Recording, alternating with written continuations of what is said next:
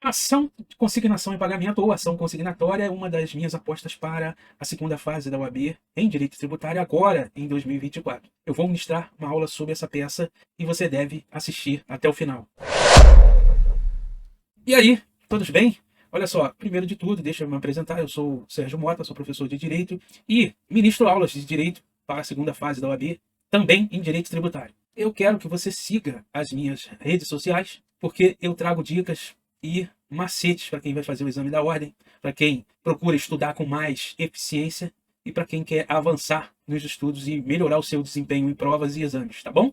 E a peça de hoje é ação de consignação em pagamento. Olha só, essa ação visa garantir o direito de pagamento, pessoal, tá? E no direito tributário ela tem uma peculiaridadezinha que eu vou mostrar para vocês, mas essa peça possui como fundamento os artigos 539 a 549 do CPC através de um rito especial, tá ok? E no que tange a direito tributário, você é obrigado a marcar, além do 539 a 549 do seu VADMECO, tá? Quero que você vá lá e marque com clips de preferência e marque no CTN do seu VADMECO, que você vai usar na prova, o artigo 164, tá? Que em direito tributário fundamenta a peça, tá?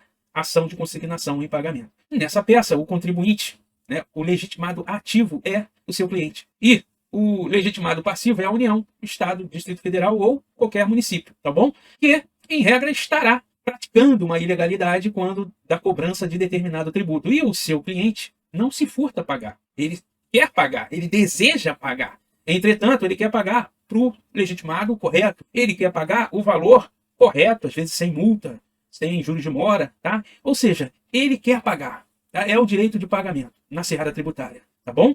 E, sabendo disso, o enunciado ele vai ser obrigado a te trazer o direito de pagamento como a principal tese, tá? Segundo a qual você vai identificar e vai falar, pô, tá com cheiro, tá com cara de ação de consignação em pagamento, tá? Como eu já falei, a regência 539 a 549 do CPC você deve marcar e 164 do CTN. A estrutura é muito tranquila, pessoal. Vou mostrar aqui para vocês logo em seguida. É o artigo 319 do CPC. O artigo 319 do CPC vocês estão vendo. Já falamos de execução, falamos de exceção de pré-executividade, embargos, e o 319 te salva, né? Você tem que saber e marcar lá no seu VADMECO o 319, tá? E para nós começarmos a falar sobre a peça de forma específica, eu vou colocar aí, e eu tenho que ler com vocês o artigo 164 do CTN, tá? Olha só, a importância do crédito tributário pode ser, sim, consignada judicialmente pelo sujeito passivo nos casos: inciso 1, recusa de pagamento ou subordinação deixa ao pagamento de outro tributo ou penalidade ou ao cumprimento de obrigação acessória, pessoal. Olha que interessante, né? O ente se recusa a receber. Ele fala, ó, eu emiti uma nota de lançamento, uma guia, com, muito comum, tá? IPTU e taxa de coleta de lixo. Olha que interessante, né? E vem junto, tá? É um ou outro município aí que coloca separado, mas geralmente vem junto. E acontece que você concorda com a taxa de coleta de lixo, tá? O teu cliente concorda.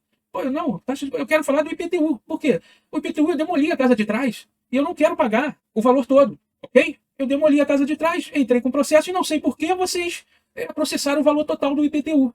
Aí vem o município, aí você faz o pedido do desentranhamento da guia do IPTU separada da taxa de coleta de lixo. E o que acontece? O município diz, paga e depois discute. Aí você, negativo. Artigo 164 do CTN, inciso 1. Né? Vou entrar com uma consignatória. Por quê?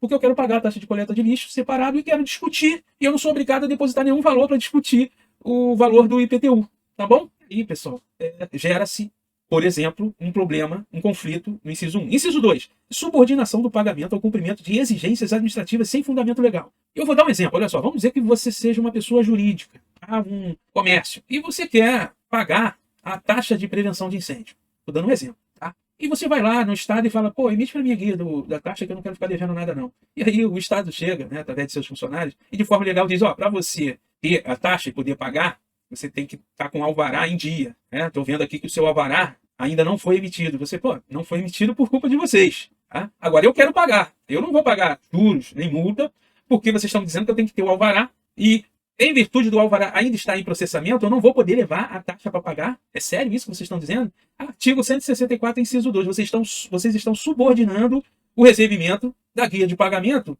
à exigência administrativa ilegal. Tá? há uma exigência administrativa que depende de vocês, não depende de mim, tá? Isso não tem fundamento legal. Onde que está isso no CTN? Pois é, tá? Então, aqui seria um outro exemplo de consignatória, tá? E inciso 3, olha lá, de exigência por mais de uma pessoa jurídica de direito público de tributo idêntico sobre o mesmo fato gerador. Aí eu dou um exemplo da demolição. Vocês sabem que demolição é um serviço tributado pelo ISS, mas ele é devido no local da obra, no local da demolição, tá? E vamos dizer que o seu contribuinte esteja no Rio de Janeiro e a sua obra, a demolição, ocorreu em Niterói. O ISS, nesse caso, é devido em Niterói, mas chega o município do Rio, não sei porquê, e te cobra também o ISS dessa obra. Olha, dois entes, né? Dois municípios cobrando o mesmo tributo, e aí você é obrigado a ajuizar uma consignatória, tá bom? Olha lá, momento, depósito de efeitos. Olha lá, o enunciado da questão prático-profissional deve indicar o interesse do autor em realizar o pagamento dos valores. Considerando a necessidade de obtenção da exigibilidade do crédito tributário, o consignante deverá realizar o depósito do montante integral. Isso está no artigo 164, parágrafo 2º, que diz que, julgada procedente a consignação, o pagamento se reputa efetuado e a importância consignada é convertida em renda. Julgada improcedente a consignação no todo ou em parte, cobra-se o crédito acrescido de juros de mora sem prejuízo das penalidades cabíveis. Então, o depósito ele é essencial para que o seu cliente fique tranquilo e que a consignação, ao final, surta os seus efeitos, tá bom? Então, será um dos tópicos que vocês vão ver lá na estrutura da peça que nós vamos mostrar, tá bom? Ah lá, por fim, pessoal, em regra, a consignação deve ser endereçada ao local do pagamento da respectiva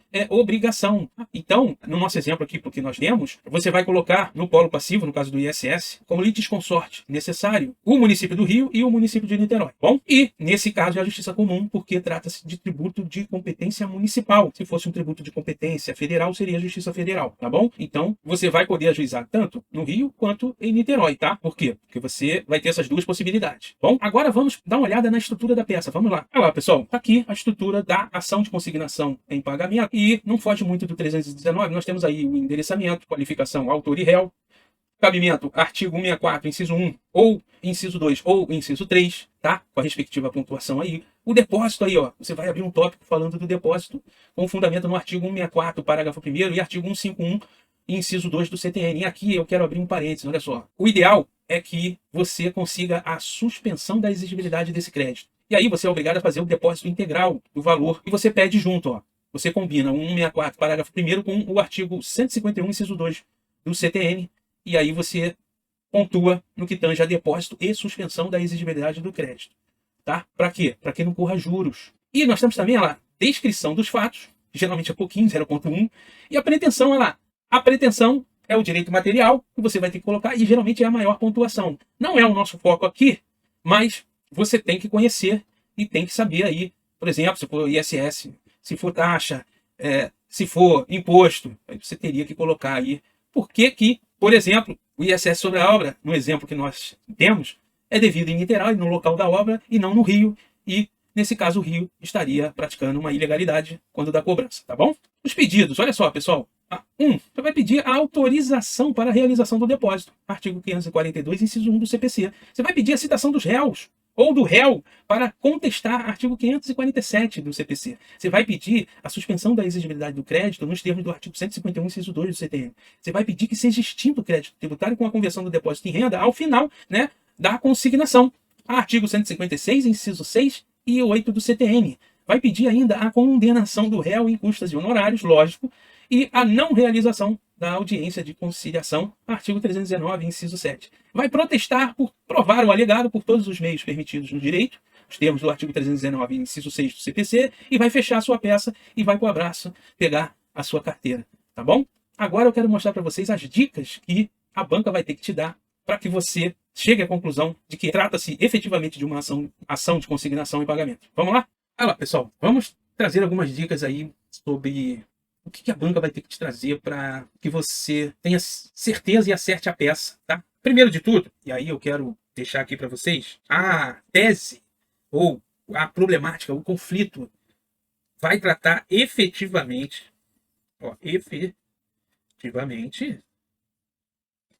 sobre o direito de pagamento do devedor, né? Ele vai trazer lá o tributo, ele vai trazer o ente competente para instituir e cobrar esse tributo, ele vai trazer a dificuldade do sujeito passivo em conseguir pagar esse tributo. Olha, sujeito passivo, é bom você lembrar, é contribuinte ou responsável. Tá? Então, se liga que isso aí vai ficar claro. Né? Quando você lê, dá a primeira lida, você, opa, ele não está conseguindo pagar. O remédio processual para isso é a ação de consignação em pagamento. Tá bom? 2. Olha que interessante, cara. Uma grande característica da ação de consignação em pagamento é que dois entes competentes, no nosso exemplo, foram municípios, estarão cobrando o mesmo tributo, pode ser um imposto, tá? Sobre o mesmo fato gerador.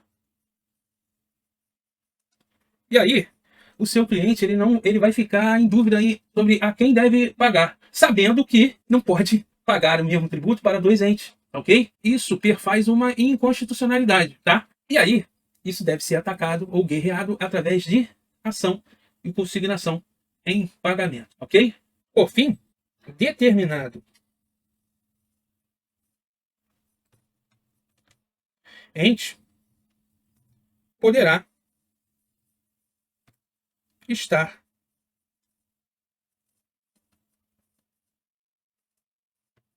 cobrando tributo a maior. E o tributo aqui a maior quer dizer o seguinte, ó, ele está condicionando o pagamento do tributo a uma multa, que é ilegal.